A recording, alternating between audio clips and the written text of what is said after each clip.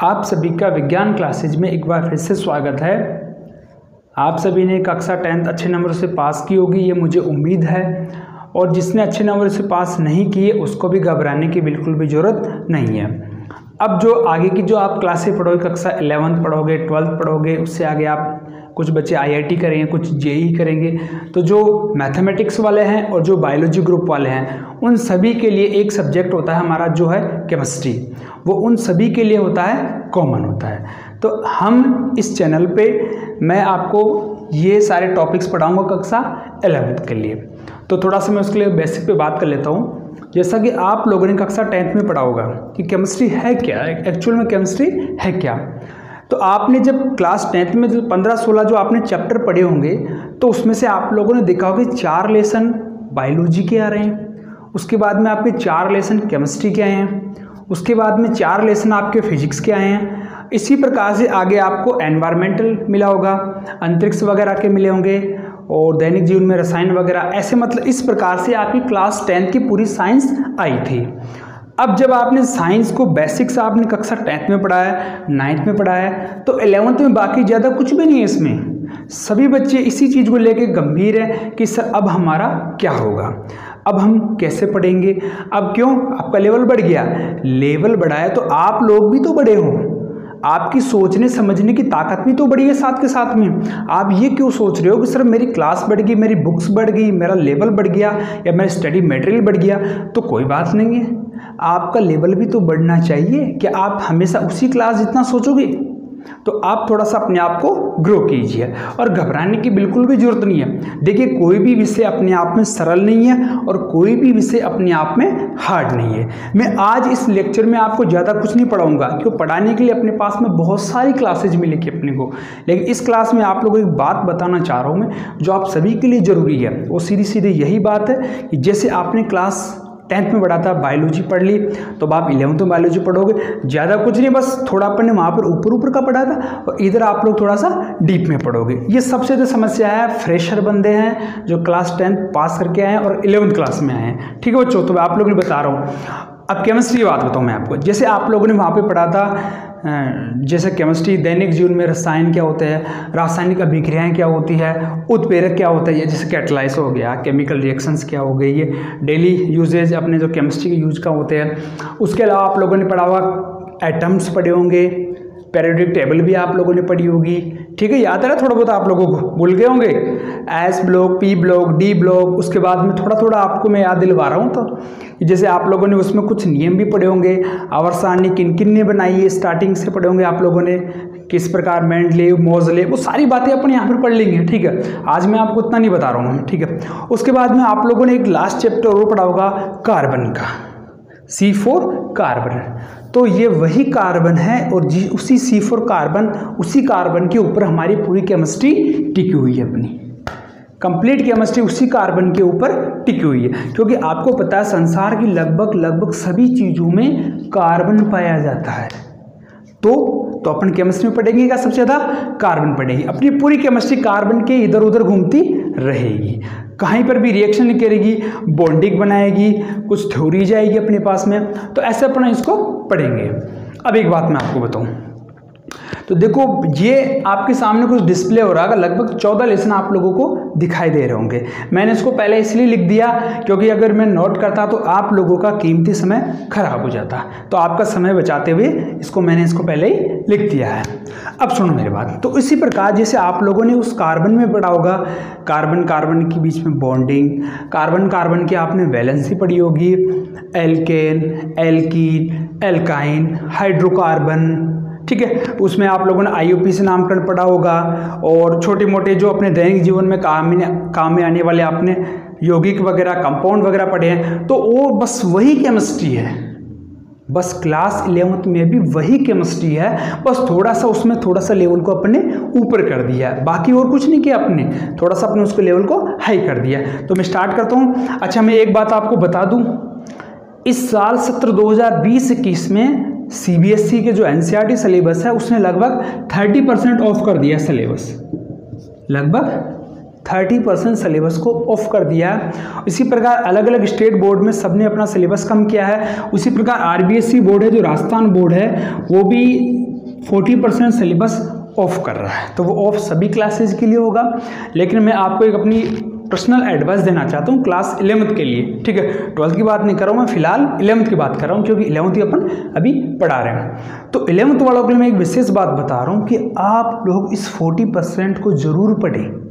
मेरा ये आप लोगों के लिए पर्सनल ओपिनियन है, ठीक है। आप इस 40% जो आपका सिलेबस इस बार कम होगा, ये जो सीबीएसई वाले बच्चे हैं जिनका 30% ऑफ होगा, उनको भी ये सिलेबस या पूरा कोर्स पढ़ना चाहिए, 100% पढ़ना चाहिए आप लोगों को। क्यों मैं बता रहा हूँ बात, क्योंकि एक बात बताइए, आज आपने अगर 40% सिलेबस नहीं पढ़ा केमिस्ट्री का या किसी भी सब्जेक्ट की बात होगी अपनी, ठीक है, हिंदी इंग्लिश की बात नहीं कर रहा हूँ मैं, अपनी जो मेन सब्जेक्ट है उनकी बात कर रहा हूँ, ठीक है। और 30% अपना सीबीएसई वाले जो एनसीईआरटी बोर्ड है, चाहे वो इंग्लिश मीडियम हो, किसी मीडियम को विद्यार्थी, ठीक है, अगर इन्होंने ये सिलेबस अगर इस साल अगर छोड़ दिया, तो एक बात मेरी याद रखना, आप लोग को बाद में याद आएगी, जब आप कंपटीशन में बैठेंगे, चाहे आप डॉक्टर बनना चाहेंगे या इंजीनियर बनना चाहेंगे, आप आईआईटी में जाओगे, एमबीबीएस करोगे, नीट करोगे, जेई करोगे, जो भी आप आगे एग्जाम में बैठोगे, उस समय आपको ये सिलेबस देखने को मिल सकता है, ठीक है। क्योंकि देखो कंपटीशन एग्जाम है, उसमें सिलेबस कम नहीं हो रहा है, उसमें सिलेबस उतना ही अभी तक। और जो अपनी नई शिक्षा नीति लागू होगी, उसमें भी एक बात बताइए आप लोग, हमें पता है इस चीज़ का कि अपनी जो मेन सब्जेक्ट है उसमें क्या बदलाव हो सकता है, ठीक है। वो जो हमारा पाथ है, जो हमारी इसमें हिस्ट्री है, जो हमारी थ्योरीज है, जो हमारी बड़ी बड़ी जो सिद्धांत है, उनमें क्या बदलाव हो सकता है। अगर नई शिक्षा नीति भी आएगी तो अपना ऐसा हो सकता है कि भाई उसके टॉपिक कुछ आपके लिए बढ़ा दिए जाए, या ऐसे टॉपिक्स को हटा दिया जाए जो हमारी सरकार को या जो हमारे एक्सपर्ट हैं उनको ठीक नहीं लग रहा है कि भाई इससे बच्चों का कौशल नहीं बढ़ रहा है, अपने विषय के प्रति गंभीरता नहीं बढ़ रही है। तो ऐसा कुछ हो सकता है। बाकी आप पर्सनल मेरी एडवाइस है, बिल्कुल, अगर आपकी क्या एडवाइस है मुझे कमेंट करके आप जरूर बताइएगा, ताकि मैं भी अपने व्यवहार में उसको परिवर्तित कर सकूँ। तो ये 30 और 40% भी आप जरूर पढ़िएगा, ठीक है। तो मैं आपका टाइम नहीं खर्च कर रहा हूँ, सीधा पॉइंट पे आते हैं अपन, ठीक है। ये अपने हैं टोटल 14 लेसन। इस YouTube चैनल पे आपको क्लास 11th का मैं यही टॉपिक क्लियर करवाऊंगा, ठीक है। चाहे वो किसी भी बोर्ड का विद्यार्थी हो, चाहे अपने यूपी बोर्ड हो, राजस्थान बोर्ड हो, बिहार बोर्ड हो, हरियाणा बोर्ड हो, दिल्ली बोर्ड हो, जो भी बोर्ड हो, ठीक है। तो सबसे पहले आप लोग अपनी बुक को नोट कर लेना, अपने सिलेबस देख लेना, ये टॉपिक है या नहीं है, ठीक है। तो मेरे हिसाब से शायद आप लोगों को थोड़ा बहुत रिलैक्स हो रहा होगा कि मुश्किल कुछ भी नहीं है। सबसे ज़्यादा मेरे पास मैसेज भी आता है, और मैं जहाँ पे पढ़ाता हूँ वहाँ पर बच्चे पूछते हैं सर हम इसको कैसे कवर करें। अरे बिल्कुल आप ही करोगे कवर, बिल्कुल आप ही कवर करोगे इसको, आपके अलावा कौन करेगा इसको कवर। अच्छा, आपसे जो पहले निकले हैं क्या उन्होंने कवर नहीं किया क्या? बिल्कुल किया है सर, अच्छे अच्छे मार्क्स लेके आए हैं। तो इस प्रकार आप लोग भी ऐसा सब कुछ कर सकते हैं, आप में वो काबिलियत है, आप में बिल्कुल काबिलियत है, बस मंजिल थोड़ी सी लंबी है तो क्या हुआ, समय भी है अपने पास में, उस समय का सदुपयोग कीजिए आप लोग, ठीक है। तो देखो अपना पहला लेसन है some basic concept of chemistry. तो जो हिंदी मीडियम वाले तो उनको मैं एक बात बता देना चाह रहा हूँ, आप लोगों को जो अपनी मेन सब्जेक्ट होगी, जैसे फिजिक्स हो गई, केमिस्ट्री हो गई, बायोलॉजी हो गई, इन सभी में आपको जो साइंटिफिक लैंग्वेज है, जो अपनी इंग्लिश के जो वर्ड्स हैं उनको आपको हिंदी और अंग्रेजी में दोनों में लर्न करना है। ये मैं बता दूं आप लोगों को, उनको आप लोगों को दोनों में याद रखना है। आप लोगों को मीडियम अपना हिंदी है, मेरा खुद का मीडियम हिंदी है, लेकिन मैं आपको अपना एक पर्सनली एडवाइस दे रहा हूँ आज के दिन आपको, ठीक है। अभी मैं आपको विषय वस्तु की जानकारी नहीं दे रहा हूँ, मैं आपको बता रहा हूँ कि अपने को आगे कैसे बढ़ना है, किस प्रकार से सिलेबस को अच्छे से क्रैक करना है। इसमें पढ़ने के लिए अपने पास बहुत मटेरियल है। तो देखो इसके सामान्य सिद्धांत पढ़ेंगे इस चैप्टर के अंदर, किस प्रकार, जैसे रासायनिक संयोजन का सिद्धांत हो गया, सार्थक अंक हो गए हमारे पास में, जो हमारी मात्रा की जो पद्धतियाँ हैं, CGS है, MKS है, जो हमारे मूल मात्रक हैं वगैरह अपन इसमें पढ़ेंगे, ठीक है। दूसरा लेसन है स्ट्रक्चर ऑफ एटम, बहुत इंपॉर्टेंट टॉपिक है, परमाणु की संरचना।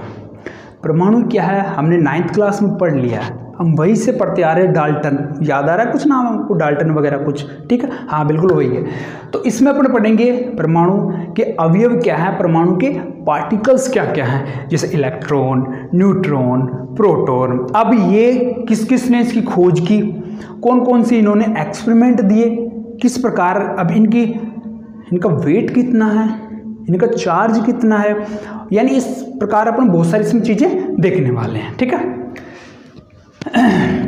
तो अपनी संरचनाओं की परमाणु संरचना हो गई, इसमें बहुत सारे अपने सिद्धांत जो मैं पढ़ाऊंगा आपको तब डिटेल बता दूंगा, अभी फिर नहीं वीडियो लंबा हो जाएगा। और अगर आपको पूरी चीज़ें देखनी है तो पूरा वीडियो देखा करो आप, ठीक है। और फिर भी आप कोई कमेंट है तो मुझे बिल्कुल बताइए आप, मैं आपको थोड़ा लेट हो सकता हूँ लेकिन आपको ज़रूर बताऊँगा। मुझे टाइम रात को टाइम मिलता है, इस समय आपको वीडियो बना के आपको रेगुलर देने की कोशिश करूँगा। अगर आपको वीडियो पसंद आएगी या जानकारी अच्छी लगेगी तो ही। Classification of elements and periodicity in properties, classification यानी कि अपने यहाँ पर वर्गीकरण पढ़ेंगे, किनका, तत्वों का, किनका पढ़ेंगे अपने यहाँ पर वर्गीकरण, तत्वों का। और पेरियोडिसिटी इन प्रॉपर्टीज यानी आवर्तिता पढ़ेंगे अपन। थोड़ा बहुत आपने क्लास 10 में पढ़ा होगा, याद करो, वर्ग में ऊपर जाते हैं तो ये बढ़ता है, नीचे जाते हैं या बाएं जाते हैं, दाएं जाते हैं, थोड़ा बहुत याद आ रहा होगा। तो वो क्या है, इसकी आवर्तिता के गुण पढ़ेंगे अपन कि क्या क्या उनके रीजन्स है, यानी इसमें बहुत सारे कॉन्सेप्ट इसमें देखने को मिलेंगे। अगला है केमिकल बॉन्डिंग, अगला है केमिकल बॉन्डिंग, किस प्रकार से आपस में पदार्थ मिलकर बने हुए हैं, ऐसा क्या कारण है कि ये पदार्थ आपस में जुड़े हुए हैं। ये जैसे सपोज कीजिए आप लोग देखते हैं कोई पत्थर है, वो आपस में क्यों जुड़ा हुआ है, एक तो आप पत्थर को तोड़ने की कोशिश कीजिए, या एक आप किसी फोम को तोड़ने की कोशिश कीजिए, या एक आप सॉफ्ट चीज़ को तोड़ो और एक हार्ड चीज़ को तोड़ो। तो ऐसा क्या कारण है कि सर सॉफ्ट चीज़ आसानी से टूट जा रही है और हार्ड पत्थर वो आसानी से नहीं टूट रहा है। ये सारा किसका कमाल है सर, केमिकल बॉन्डिंग का कमाल है, ठीक है। तो उनके बीच में जो मॉलिक्यूल के बीच में जो अपना बॉन्डिंग बन रखी है, कितनी प्रबलता के साथ में बंधी हुई है, वो सारा अपन इसमें पढ़ेंगे। इसके टाइप्स पढ़ेंगे, कौन कौन से बंद होते हैं, कोवेलेंट बॉन्ड है, कोऑर्डिनेशन बॉन्ड है, आयोनिक बॉन्ड है, वांडरवाल बॉन्ड है, वो सारा अपन इसमें पढ़ेंगे। आगे स्टेट ऑफ मैटर, पदार्थ की अवस्थाएं कितनी होती, ठोस, द्रव, गैस। तो अपन ठोस को यहाँ पर नहीं पढ़ेंगे, ठोस के अलावा जैसे गैस होगी और द्रव होगी, इनके बारे में अपन यहाँ पर पढ़ेंगे। थर्मोडायनामिक्स, ऊष्मागतिकी, देखो फिजिक्स में भी आता है ये, केमिस्ट्री में भी आता, थोड़ा बहुत 19-20 का इसमें चेंज है ये भाई, ठीक है, मैं बता दूं।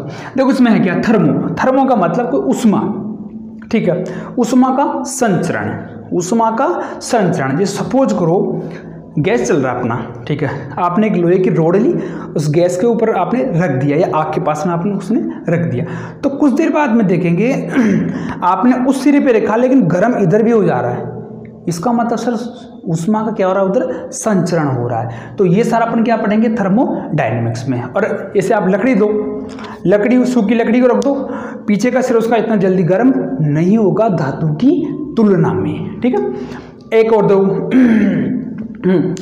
थर्मस, देखो आप थर्मस में आप गर्म चाय या गर्म दूध रख दो तो 10-12 घंटे तक गर्म की गर्म रहेगी। क्यों सर, वहाँ पर क्या कारण होना। तो ये सारी बातें अपन इसी में पढ़ेंगे। यहाँ पर हम तंत्र पढ़ेंगे, निकाय पढ़ेंगे, सारी परिवेश पढ़ेंगे, हम सराउंडिंग क्या है, किसके ऊपर अपन ब्रह्मांड की निकाय, एंट्रोपी वगैरह कुछ छोटे मोटे इसमें सिद्धांत में अपन पढ़ेंगे, ठीक है। इक्विलिब्रियम यानी कि साम्य, तो साम्य के मतलब पढ़ेंगे अपन, रासायनिक साम्य पढ़ेंगे, आयनिक साम्य पढ़ेंगे। इसमें अपन जैसे आर्यनियस वगैरह के नियम भी पढ़ेंगे, किस प्रकार से विलयन तैयार होते हैं हमारे, छोटी मोटी चीज़ें इसमें अपन पढ़ेंगे, ठीक है। अगला है रेडॉक्स रिएक्शन, ऑक्सीकरण, अपचयन। पिछली क्लास में अपन ने बेसिक पढ़ लिया है, पूरी डिटेल अपन यहाँ पढ़ेंगे। आपने उत्क्रमणीय, अनुत्क्रमणीय अभिक्रिया पढ़ी होगी, जैसे इधर जा रही है, इधर आ रही है, ऐसे कुछ आपने सिंबल देखे होंगे रिएक्शंस में, ठीक है। तो ऐसी कौन कौन सी रिएक्शन होती है वो सारा अपन इधर पढ़ेंगे। अगला है हाइड्रोजन। लो भैया हाइड्रोजन भी आ गया अपने पास में, नाम तो बहुत सुना है इसका कि सर सूर्य में ऊर्जा का स्रोत कौन है, सर हाइड्रोजन है। आवर्त सारणी में अनाथ तत्व, बेचारा तत्व कौन है, सर हाइड्रोजन। क्यों सर, इसका कोई स्थान ही नहीं है, इसका कोई स्थान भी नहीं है। इसके अंदर अपन पढ़ेंगे, इसके सारे समस्थानिक पढ़ेंगे कि हाइड्रोजन कितने समस्थानिक है, इसके गुण क्या क्या हैं, इसके उपयोग क्या है, इसकी खोज किसने की, बहुत सारी चीज़ें सब इसमें पढ़ेंगे। अगला भी है अशुभलोक। पता है ना आप लोगों को 1 नंबर पे आता है हाइड्रोजन, इसी से पूरी राम कहानी स्टार्ट होती है। 118 तक अपनी खोज हो चुकी है और बाकी खोजें अपनी चलती जाएगी, वैसे वैसे कोर्स में आती जाएगी, वैसे वैसे अपन इसको पढ़ते जाएंगे। अगला भी है अशुभलोक एलिमेंट। अशुभलोक, ये राम कहानी अपन इधर पढ़ लेंगे अपन इस लेसन में, ठीक है। जब मैं आपको आवर्सानी पढ़ाऊंगा उसमें 4 ब्लॉक पढ़ाऊंगा। वैसे आप सबको पता है इस चीज़ का, मैं आज बेसिक इसलिए बता रहा हूँ जो 11th क्लास के जो मेरे नए स्टूडेंट हैं जो फर्स्ट टाइम इस बार बैठेंगे, ठीक है। सीनियर बच्चों की बात नहीं कर रहा हूँ, नए बच्चों के लिए बोल रहा हूँ, ठीक है। तो मेरा उद्देश्य आप सभी को साथ में लेके चलिए। तो अशुभलोक, ठीक है, जैसे अपन मैं आपको रफली दिखा दूँ, जैसे मान लो ये कोई अपनी आवर्सानी है, ठीक है। तो अपन क्या स्टार्ट करेंगे, इसको मतलब छोटे छोटे भागों में बांट रखा है। 118 तत्वों को, यानी एक क्लास में 118 स्टूडेंट बैठे हुए हैं, उन सभी की कैटेगरी बांट दी भाई। ये होशियार बच्चे इधर बैठेंगे, उससे कमजोर इधर बैठेंगे, बीच वाले यहाँ बैठेंगे और सारे निठल्ले हैं जो लास्ट में जाकर बैठ जाएंगे। जिसको इसको नाम दे दिया मैंने एस, इसको पी, इसको डी, इसको एफ। तो इनमें जितने जितने एलिमेंट आ रहे हैं उन सभी को उसी ब्लॉक में डाल दिया गया है उनके गुणधर्मों के आधार पर, ठीक है। फिर अपन देखेंगे इसमें परमाणु क्रमांक के आधार पर है या परमाणु द्रव्यमान के आधार पर है, वो सारी बातें अपन देखेंगे आगे इसमें। एस ब्लॉक एलिमेंट, ठीक है। चलिए पी ब्लॉक, इसी के बाद में अपना इधर वाला पी ब्लॉक पढ़ेंगे। इसमें कौन कौन से तत्व आते हैं, उनके रासायनिक गुणधर्म क्या है, इनके यूजेस क्या है, ये जब मिक्सचर हो रहे हैं तो क्या क्या उत्पाद बना रहे हैं, कहाँ कहाँ रिएक्शन में आपस में ये जुड़ रहे हैं। तो पी ब्लॉक, अच्छा मैं आपको बताऊं अपनी क्लास 11th में 2 ही हैं अपने वर्ग, बाकी के वर्ग अपन क्लास 12th में पढ़ेंगे, ठीक है। तो अपन 13-14 वर्ग इधर पढ़ेंगे, बाकी के अगली क्लास में पढ़ेंगे। ऑर्गेनिक केमिस्ट्री, लो भैया बात केमिस्ट्री की हो रही है और ये आए नहीं, हो ही नहीं सकता, ठीक है। ऑर्गेनिक यानी कि कार्बनिक रसायन, यानी कि ये वही कार्बन है जिसकी खोज एंटोनी लेवेसियर ने की थी, और यही एंटोनी लेवेसियर साहब हैं जो किसके जनक है, रसायन विज्ञान के जनक हैं। आधुनिक रसायन विज्ञान के जनक यही हैं। और अपने भारत में कौन है जनक, शायद प्रफुल्ल चंद्र रे हैं, हाँ प्रफुल्ल चंद्र रे हैं जो अपने भारत के अंदर उसको उन्होंने केमिस्ट्री में कुछ अच्छी खोजें की, तो अपन उनको श्रेय देते हैं। और वैसे एंटोनी लेवेसियर हैं जो कार्बन के जन्मदाता, मतलब इन्होंने इसको आइडेंटिफाई किया था, उन्होंने अलग से इसको निकाला था। तो अपने इसमें पढ़ेंगे छोटी छोटी चीज़ें इसमें, कार्बन की 4 संयोजकता क्या होती है, क्या को लेकर सिद्धांत पढ़ेंगे, मतलब इसमें बहुत सारी चीज़ें अपने इसमें देखने को मिलेंगी। जब मैं आपको पढ़ाऊंगा तो बताऊंगा, अभी थोड़ा वीडियो लंबा हो जाएगा, नहीं आप लोग भग जाओगे देखने के लिए, आप होगे सर पता नहीं सर क्या क्या बता रहे हैं। घबराओ मत, कुछ भी नहीं है, आराम से धीरे धीरे मेरे साथ में पढ़ते जाना, सब कुछ क्लियर हो जाएगा। हाइड्रोकार्बन्स, हाइड्रोकार्बन यानी कि सर जहाँ पर हाइड्रोजन प्लस कार्बन आपस में जुड़ गए वो क्या हो गया, हाइड्रोकार्बन, ठीक है। तो इसमें अपन क्या पढ़ेंगे सर, सिंगल बॉन्ड वाले, डबल बॉन्ड वाले, ट्रिपल बॉन्ड वाले। सर ये तो हमने क्लास 10 में भी पढ़ लिया, बस बेटा वही है, थोड़ा सा अपन यहाँ पर एडवांस पढ़ेंगे, उनको बनाने की विधियाँ पढ़ेंगे, उनके रासायनिक गुणधर्म पढ़ेंगे, ये पढ़ेंगे। एल्केन, एल्कीन, एल्काइन, बस बस बस ये पढ़ेंगे इसमें। अगला है एनवायरमेंटल केमिस्ट्री, लो भैया सारा कुछ अपन ने पढ़ लिया, अब लास्ट में अपने पर्यावरण के बारे में भी तो पढ़ लें थोड़ा सा, ये कहाँ कहाँ चल रहा है। तो ये अपना पढ़ेंगे सर ग्रीन हाउस इफेक्ट क्या हो गया, धरती का तापमान क्यों बढ़ रहा है, ऐसा क्यों हो रहा है, बरसात कभी आ रही है कभी नहीं आ रही है, मतलब किस प्रकार से उथल पुथल मच रखा है पर्यावरण के लिए, ठीक है। तो वो सारा अपना पढ़ेंगे इस लेसन नंबर 14 में। उम्मीद करता हूँ आप लोगों को ये बेसिक आज की क्लास का कुछ ना कुछ फ़ायदा जरूर हुआ होगा, अगर हुआ है तो मुझे कमेंट करके ज़रूर बताइएगा। और अपन आगे से अपन स्टार्ट करते हैं लेसन प्रॉपर, तो अपन वो लेसन पहले पढ़ेंगे, या आपकी अगर कोई इच्छा है तो वो लेसन पहले हम पढ़ा देंगे, या मैं आपको वो लेसन पढ़ाना चाहूँगा जो वज़न में ज़्यादा है, यानी कि जो इम्पोर्टेंट ज़्यादा रखते हैं, जिनमें कॉन्सेप्ट ज़्यादा हैं, उन लेसन को अपन पहले पढ़ेंगे। और वो हो सकता है आपके इस सिलेबस के कटने में नहीं आए 70 और इधर 60 में, ठीक है। अगर वीडियो पसंद आया तो वीडियो को लाइक ज़रूर कीजिएगा, आपके लाइक से मुझे पता लगेगा कि आपको केमिस्ट्री पढ़नी है या क्या करना है, वो आप पे डिपेंड करता है। ठीक है, तो वीडियो को लाइक ज़रूर कीजिएगा और चैनल पे नए हैं तो चैनल को सब्सक्राइब जरूर कीजिए, अपने दोस्तों के साथ में इसको शेयर कीजिए। और हाँ, एक बात और बता दूँ, देखिए मैं एक बात आपको बता दूँ, आप कहीं से भी पढ़ो, आप कहीं से भी पढ़ो आप, लेकिन आप बिल्कुल पढ़ो तो सही। किसी चीज़ को देख के आप घबराओ मत बेटा, बिल्कुल भी मत घबराओ। आप ऐसे मत देखो सर मुझे ये चीज़ नहीं आ रही, अरे बिल्कुल आएगी, आज नहीं तो कल आएगी, जाएगी कहाँ। नीट का एग्ज़ाम बिल्कुल आप ही क्रैक करोगे, जेई का IIT का एग्ज़ाम बिल्कुल आप ही क्रैक करोगे, आप में वो सब कुछ है जो आप इसको क्रैक कर सकते हैं। ठीक है, तो अभी इसी के साथ मैं अपने वीडियो को विराम देता हूँ और जय हिंद जय भारत। Thank you.